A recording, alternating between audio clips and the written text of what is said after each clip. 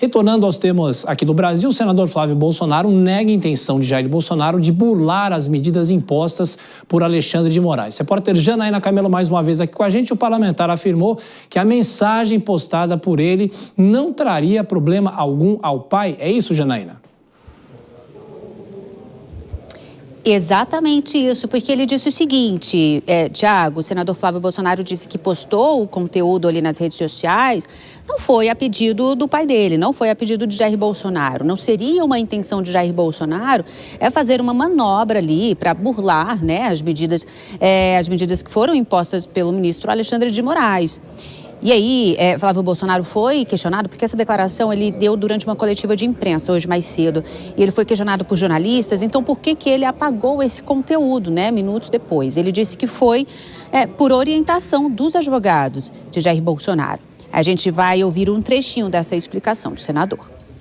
Eu teria o meu direito de postar qualquer coisa que eu quisesse nas minhas redes sociais, uma vez que a medida cautelar do Alexandre de Moraes dizia respeito a que Bolsonaro não falasse sobre o processo dele. E foi o que eu fiz, com a convicção de que, obviamente, na cabeça de qualquer pessoa normal, não traria problema nenhum. Porque foi eu que postei, não foi o presidente Bolsonaro que pediu para eu postar, para burlar qualquer medida cautelar, para indiretamente usar a rede de terceiros para se promover. Não. Eu tenho as minhas redes sociais próprias, postei por minha convicção, por achar e ter certeza de que não tem absolutamente nada que confronte essa medida cautelar ilegal do Alexandre de Moraes. Só relembrando, né, Tiago, que Moraes decretou essa prisão de Jair Bolsonaro, entendendo que ele descumpriu uma medida cautelar durante as manifestações no domingo, porque produziu material para ser publicado nas redes sociais dos filhos dele, de aliados, de seguidores dele na internet, e material com ataques ao STF, também apoiando as sanções dos Estados Unidos aí, contra o Brasil, né? Essas falas de Bolsonaro foram por ligação telefônica, porque ele estava em casa, né, no momento até então. Ele estava proibido de sair nos finais de semana de casa, então ele fez uma ligação telefônica ali no ato em Copacabana, por exemplo, para Flávio Bolsonaro, onde ele fez uma saudação bem simples ali aos manifestantes, no caso também do deputado federal Nicolas Ferreira, enfim, foi isso aí que o ministro entendeu que ele acabou descumprindo medidas cautelares, porque Bolsonaro até então estava proibido, ainda está proibido, de usar as redes sociais, mesmo por intermédio de contas de outras pessoas. Agora, olha só, nessa mesma coletiva de imprensa, Flávio Bolsonaro, ele foi perguntado ali pelos jornalistas se há algum risco de novas sanções por parte de Donald Trump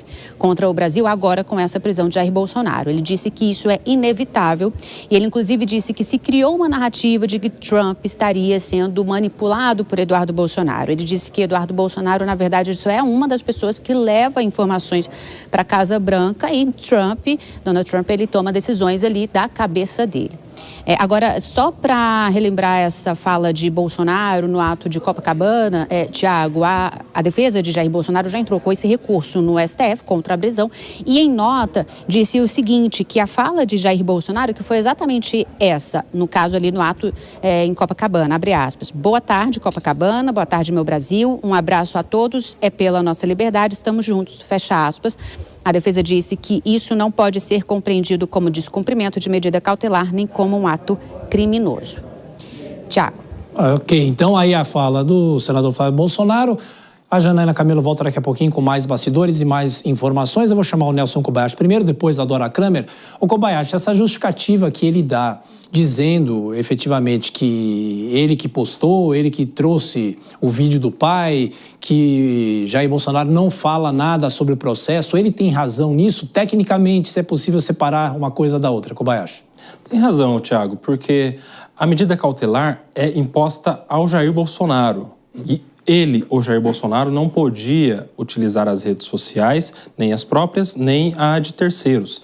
Então, quando o ministro pressupõe que haveria ali um combinado com o Flávio Bolsonaro, com o Nicolas Ferreira, com alguns outros que são citados na decisão, ele está fazendo uma presunção de má-fé que no processo penal não cabe.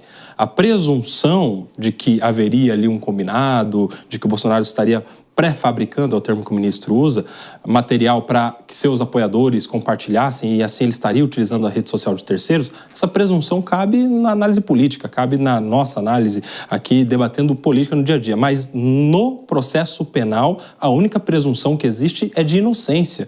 Então, para ser considerado um descumprimento à medida cautelar anterior, haveria necessidade de um indício nessa fase. Indício seria o quê? Um documento, um testemunho, uma prova ou um indício de prova de que haveria ali um grande combinado, o que, no meu ponto de vista, não houve na decisão, pelo menos não consta no teor da decisão do ministro Alexandre de Moraes, e por isso o senador Flávio Bolsonaro, no meu ponto de vista, tem razão. Dora, indo para o lado mais político da questão, teve esse trecho que a Janaína nos trouxe também, falando sobre a possível interferência de Eduardo Bolsonaro em relação ao governo de Donald Trump. E Flávio Bolsonaro sai em defesa, dizendo que ele é apenas uma das pessoas que fazem essa interferência. De que forma isso também mexe com a questão política, mais uma vez exacerbada, Dora?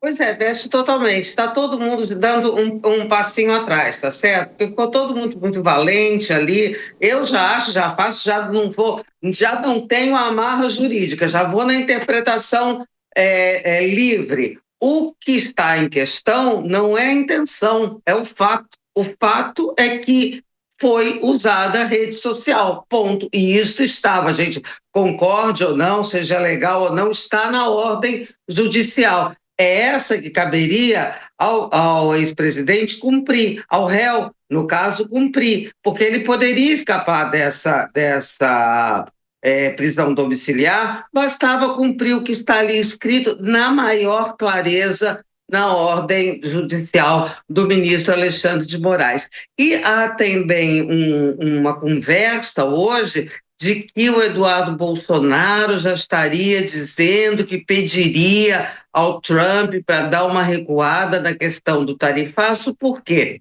Porque o prejuízo político está muito evidente, né? Não há nenhum benefício político, embora não haja também, a gente vê, olha que interessante, logo naquele comecinho parecia que o benefício político iria para o presidente Lula. No entanto, a pesquisa Datafolha veio mostrando que não é bem assim. Então, é uma história, essa crise aí criada, ninguém sai bem, Tocha, ninguém ganha politicamente, economicamente todo mundo perde, talvez só quem ganhe na sua imagem, na sua intenção de, para usar uma expressão do presidente Lula, posar como imperador do mundo, seja exatamente Donald Trump, porque aqui direita não ganha, esquerda também achou que ia ganhar, parece que não ganha, e do ponto de vista da vida cotidiana das pessoas, da gente,